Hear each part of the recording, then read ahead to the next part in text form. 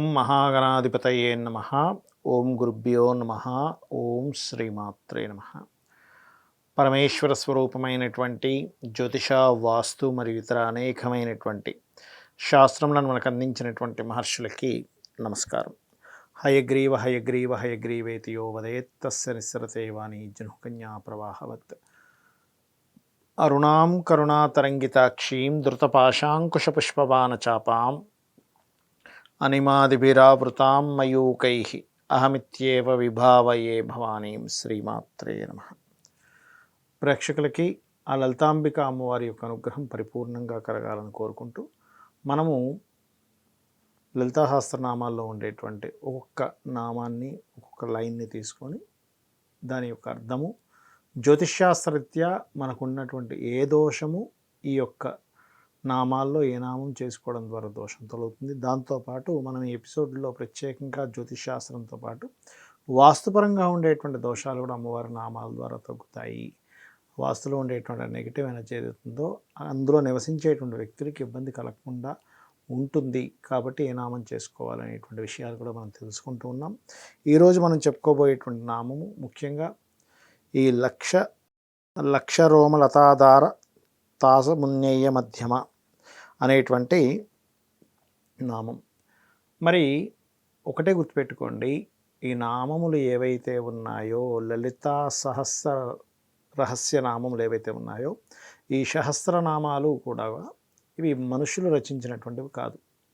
వసిన్యాది వాగ్దేవతలు మనకి అందించినటువంటివి ఈ సహస్రనామాలు, గుర్తుపెట్టుకోండి.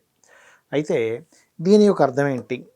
లక్ష్య అంటే లక్ష్యరోమలతాధార అని చెప్పి అన్నది కదా అమ్మవారు, వసిన్యాది వాగ్దేవతలు.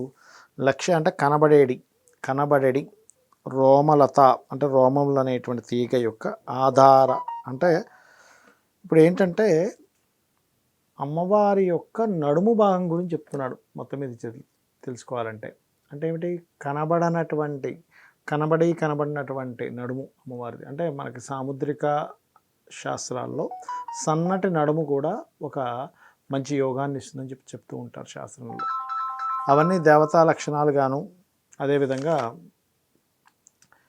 అవి మంచి సాముద్రిక లక్షణాలుగా చెప్తూ ఉంటారు. మరి ఈ యొక్క నామం ఏదైతే ఉందో, లక్షరోమరతాధార దాస సమున్యయ మధ్యమ అనేటువంటి ఈ నామం ఏదైతే ఉందో, దీనికి కనబడి రోమావళి అనే తీగ యొక్క ఆధార భావము చేత ఊహించదగని సుందరమైనటువంటి నడుము అనేటువంటిది అర్థం ఇక్కడ. అంటే ఏమిటి? విశ్వం మొత్తం అమ్మవారు, ఆ అమ్మవారి విశ్వం మొత్తం అమ్మవారే అయ్యారు కదా. ఇప్పుడు ఏది కాదు చెప్పండి? కనబడినటువంటి ఆ సౌందర్యమైనటువంటి ఆ నడుము చేత ఒక భాగాన్ని ఊహించుకుంటున్నాం అనుకుంది ఈ విశ్వంలో. అంటే ఏమిటి? తల్లి అనుకుందాం కాసేపు. ఒక చిన్న పిల్లవాడు ఉన్నాడు. ఆ చిన్న పిల్లవాడికి అమ్మ యొక్క ఒడే ఒక విశ్వం. ఇప్పుడు ఒక్కసారి ఆలోచించండి, తల్లి ఎలా అయితే బిడ్డని తన దగ్గర తీసుకొని రక్షించుకుంటుంది, కడుపులో పెట్టుకొని మోస్తుంది నవమాసాలు. మనం ఇప్పుడు ఆ తల్లిని ఏ కోణంలో చూడాలి? ఇప్పుడు చాలామంది ఏమంటుంటారంటే లలిత సహస్రనామాలు ఏమిటండి ఈ సన్న నడుము అని చెప్పారేంటని. ఒక్కసారి చిన్నపిల్లవాడి దృష్టి కోణంలో అమ్మ యొక్క నడుము చూడండి ఒక్కసారి. అది పొట్టభాగంగా అనిపిస్తుంది. అప్పుడు అమ్మో 9 నెలలను రక్షించినటువంటి ఆ పొట్టభాగం కదా, కడుపు భాగం కదా అనిపిస్తుంది. కూర్చొని చక్కగా ఆ నడుము దగ్గర అంటే ఆ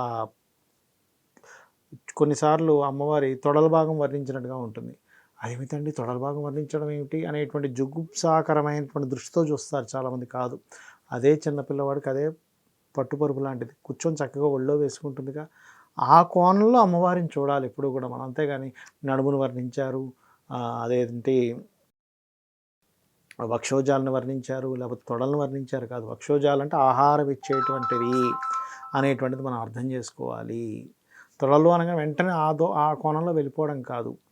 పిల్లవాడు అమ్మ ఒడిలో ఉన్నప్పుడు, అమ్మవారి యొక్క తొడలు అనేటువంటి పిల్లవాడి యొక్క ఒడి అంటే ఒడిలో చక్కగా రక్షించుకొని తను పెట్టుకుంటుంది. ఆ రకంగా ఈ విశ్వాన్ని మొత్తము కూడా తన కడుపులో పెట్టుకొని దాచుకుంటుంది అనేటువంటి భావనతో చూసి రక్షణ పొందుతాం. ఈ నామం కనుక మనం నిత్యము చేసుకుంటున్నట్లయితే ఖచ్చితమైనటువంటి రక్షణ పొందడం జరుగుతుంది.